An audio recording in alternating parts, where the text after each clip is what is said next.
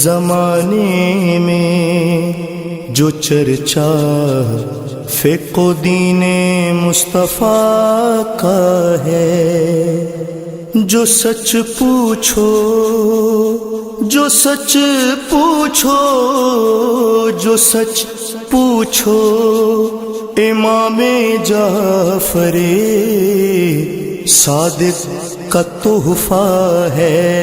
السلام علیکم ورحمۃ اللہ وبرکاتہ۔ رب اعوذ بک من همزات الشیاطین واعوذ بک رب ان یحضرون۔ بسم اللہ الرحمن الرحیم۔ الحمد للہ وسلام علی عبادہ الذین اصطفیٰ ولعنۃ الدائمۃ الباقیۃ علی اعدائہم اجمعین من الآن الی قیام یوم الدین، اما بعد۔ صادق آل محمد امام جعفر صادق علیہ الصلوۃ والسلام کی سیرت سے جو نصیحتوں پہ مسلسل گفتگو چل رہی ہے، ان میں سے آج جس گفتگو پہ ہم لوگ جس پوائنٹ پہ ہم لوگ گفتگو کریں گے، بات کریں گے، وہ ہے اختلاف امت کے درمیان میں اختلاف۔ مولا کبھی بھی نہیں چاہتے تھے کہ امت کے بیچ میں اختلاف ہو، اور نہ یہ کہ امام صادق علیہ السلام، ہمارے سارے ائمہ کی یہ کوشش رہی ہے کہ امت متحد و متفق ہو رہے، کبھی بھی کہ اس کے بیچ میں اختلاف پیدا نہ ہونے پائے۔ اس لیے کہ ہمیشہ اختلاف سے دشمن فائدہ اٹھاتا ہے، اپنوں کو اختلاف سے فائدہ نہیں ہوتا ہے، اختلاف سے دشمن کو فائدہ ہوتا ہے، اغیار کو فائدہ ہوتا ہے۔ اتحاد سے خود کو فائدہ ہوتا ہے، اور ہم جس کو فائدہ پہنچانا چاہیں اس کو فائدہ ہوتا ہے۔ لہٰذا کئی جگہوں پہ یہ دیکھا گیا ہے، اور یہ آج بھی یہ باتیں اس طرح کی سننے میں آتی ہیں، اور یہ اس وقت بھی اس طرح کے فتنے تھے۔ رسول اللہ صلی اللہ علیہ وآلہ وسلم کی ایک حدیث ہے، رسول کا ایک قول ہے، جس میں رسول نے فرمایا اختلاف و امتی رحمتن، ہماری امت کا اختلاف رحمت ہے۔ خوب اس حدیث کے مفہوم کو صادق آل محمد نے پہچنوایا ہے، اور پہچنوا کے دشمن کی اس سازش کو ناکام بنا دیا کہ جو اس وقت بھی تھی اور آج بھی دشمن اس سے فائدہ اٹھانے کی کوشش کر رہا ہے۔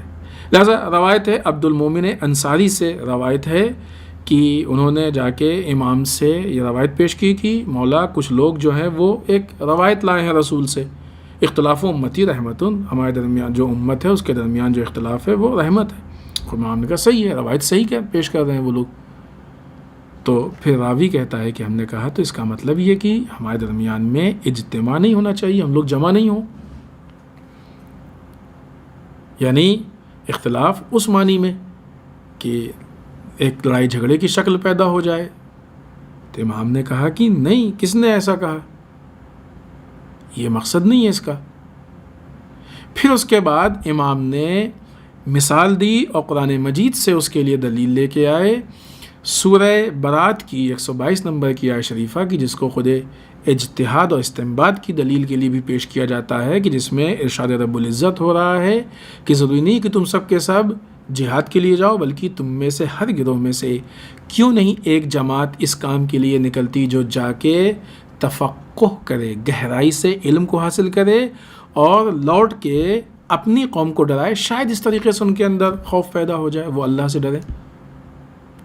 امام نے یہ آیت پیش کی، اور آیت پیش کر کے کہا کہ یہاں پہ اختلاف سے مراد اس طرح کا اختلاف ہے، یعنی وہ چیز کی جو بنیادی اعتبار سے قوم کے لیے مفید ہو۔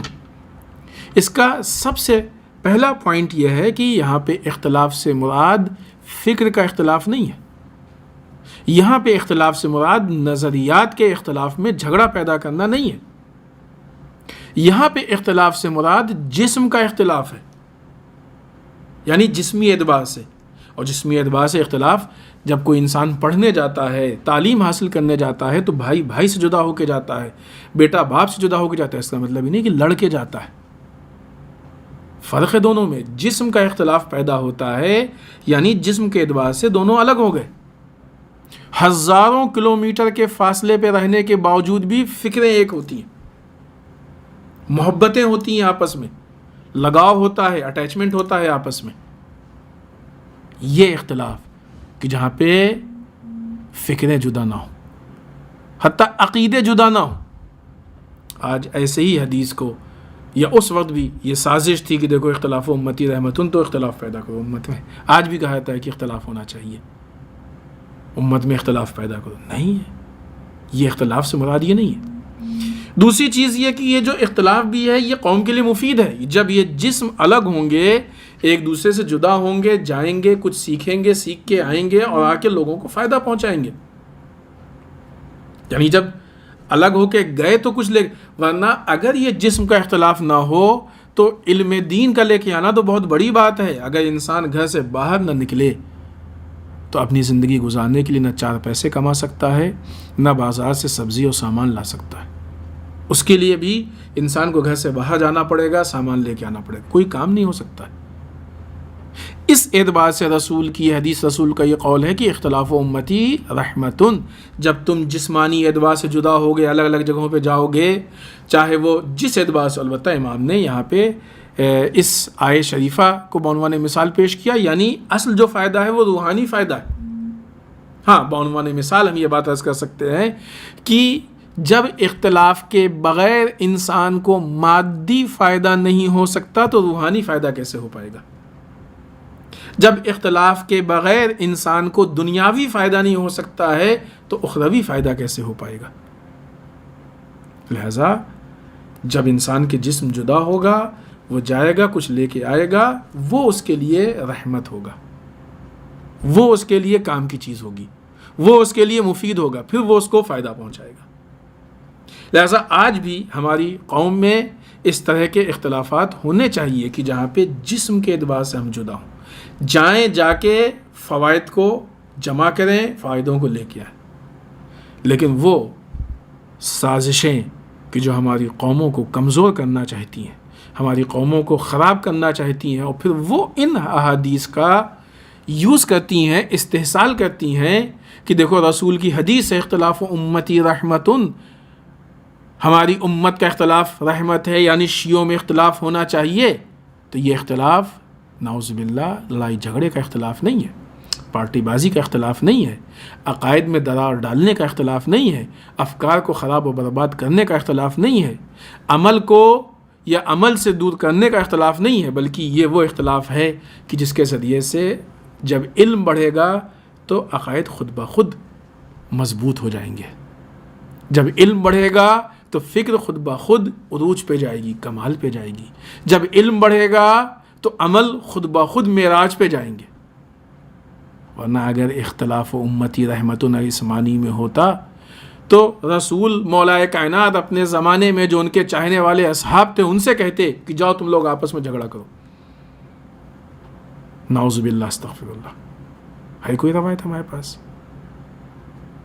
خوب ٹھیک ہے کہ اگر یہ مانا جائے کہ یہ اندر کی بات ہے تو حد اقل وہ اصحاب باوفا آپس میں لڑتے خدا نخواستہ دکھائی دیتے. آپ بتائیے کہ ائمہ کے وہ اصحاب کی جو معیار ہے، جن کی سیرت و کردار ہمارے لیے معیار ہے، کیا کبھی آپس میں لڑتے ہوئے دکھائی دیے ہیں؟ وہ کبھی ان کے درمیان آپس میں اس طرح کا اختلاف نظر آیا ہے؟ نہیں. جس اختلاف کی بات یہ لوگ کرتے ہیں یہ جہالت کی بنیاد پہ ہے، یہ جاہلوں میں ہوتا ہے، یہ حماقت کی بنیاد پہ ہے. لہذا نہ یہ کہ یہ رحمت نہیں ہے بلکہ یہ مصیبت ہے. اور جس اختلاف کو رحمت بتایا جا رہا ہے اس میں علم ہے، عمل ہے، عقیدہ ہے، فکر ہے، اور یہ ساری چیزیں انسان کو سینٹرلائز کرتی ہیں. جب ہمارا ایک عقیدہ ہے تو اختلاف کیسے؟ پھر ہم اس پہ سینٹرلائز ہوں گے. وہ اسلام کہ جو 5 وقت دن میں جماعت کے نام پہ ہم کو جمع کرنا چاہتا ہے، کیسے اس کا میسج اختلاف کی طرف پہنچا دیا؟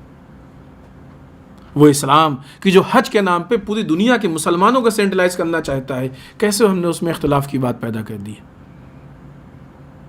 یہ دین کا غلط استعمال ہے، اور نہ ایک استعمال ہے بلکہ یہ دشمنان دین کا حربہ ہے کہ جو ہماری قوم کو برباد کرنا چاہتا ہے.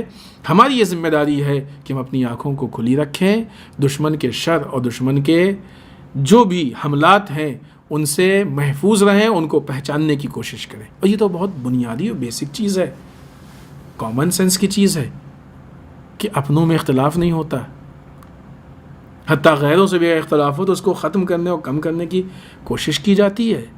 ایسی صورت میں کیسے یہ اختلاف کی بات کر سکتے ہیں؟ لہٰذا اختلاف امتی رحمتن کے معنی یہ ہے کہ ہم اپنوں سے جدا ہوں، دوسری جگہ پہ جائیں، جسم ہمارا الگ ہو جائے، اور وہاں سے پھر ہم علم حاصل کریں، آئیں، اور آنے کے بعد اپنی قوم کو ہدایت کریں۔ والسلام علیکم ورحمۃ اللہ وبرکاتہ۔